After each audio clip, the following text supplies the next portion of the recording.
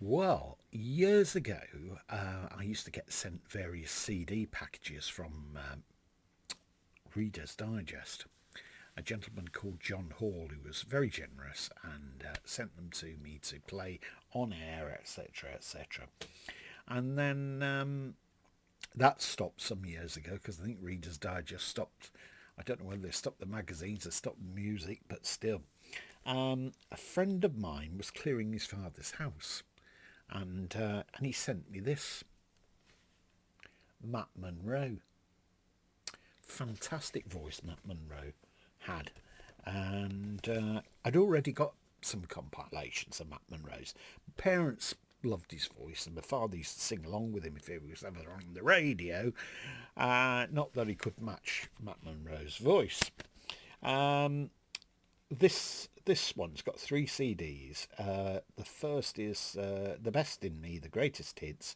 The second is You're Sensational, Stage Screen Memories, and the third is Unchained Melodies, all-time favourites. The discs, and this quite nice blue, quite pleased to see that. And then the booklet has got some smashing photographs in. I'll just show you there. Of Matt, publicity shots, a little bit like my own. There we go, that's a latter shot. I think that's probably taken in EMI in recording studio. Well, it says in here, one of Britain's most popular singers, Matt Monro, was admired equally by the public and his fellow performers.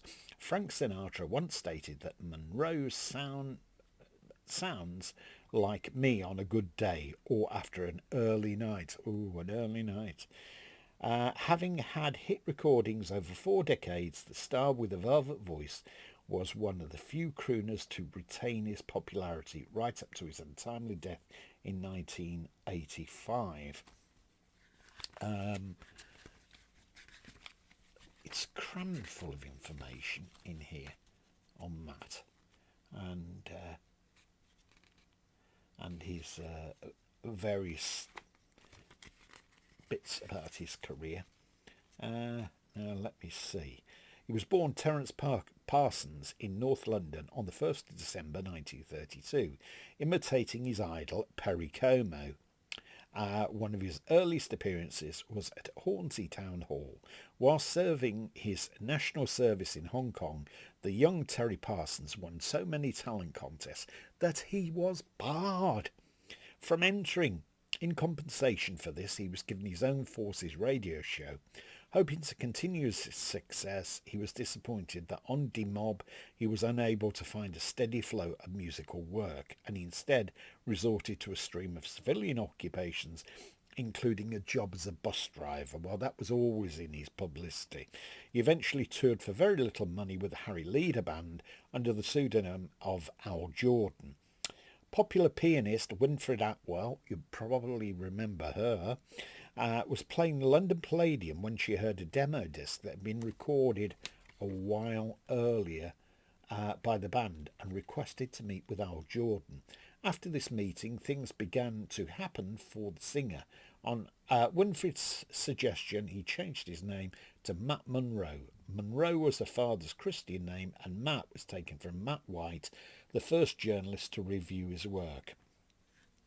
And it goes on and on and on and on. Also, Peter Sellers did an album called Swingin' Sellers, and he insisted on having Matt Monro on one of the tracks, and he was named as Fred Flange. Any Goons type fans, Peter Sellers fans, will probably know all about that anyway. All the classics are on this.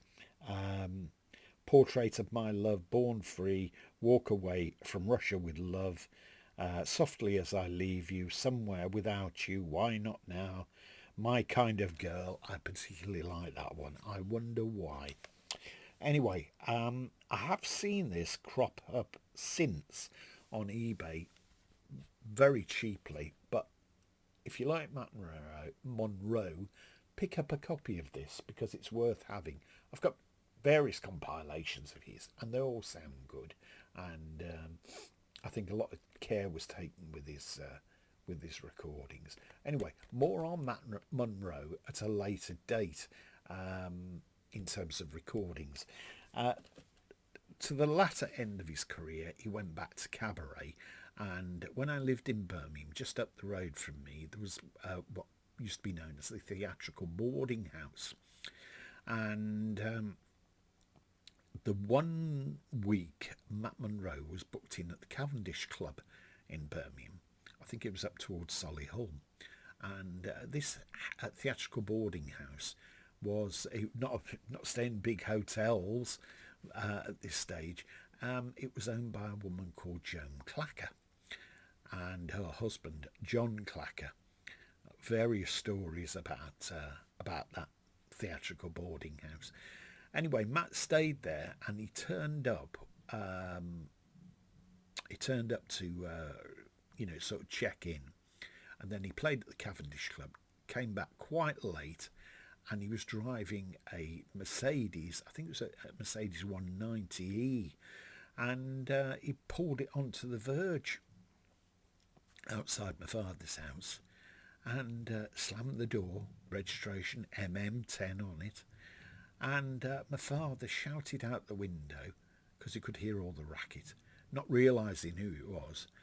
Oh, stop making that noise. And then he saw that it was Matt Monro, and he said, once a bus driver, always a bloody bus driver. And he closed the window. Thought nothing of it. Next morning, told me what had happened. And then about 25 minutes later, there was a knock on the door. And it was Matt Monro. It was like one of these surreal moments. And Matt Monro said, charming as ever, he said, I just wanted to apologise for disturbing you last night. I'm sorry I was noisy when I came back from the gig. Anyway, my father invited him in, and they were talking for about 20 minutes. And he had a cup of tea, and they shook hands. Unfortunately, they didn't sing together. Now, my dad had missed an opportunity there, obviously.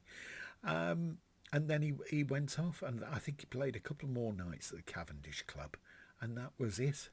But it was quite surreal to meet him. Matt Monro knocking on the door.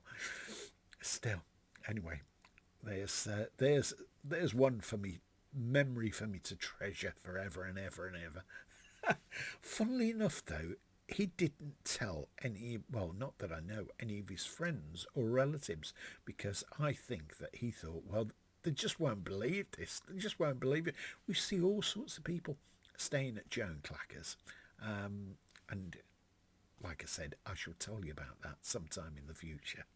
Thanks for watching, and if you've enjoyed this, please click the like and please subscribe, and I'll keep showing you box sets and various other things from the CD collector's cave, and hopefully you'll find them of interest.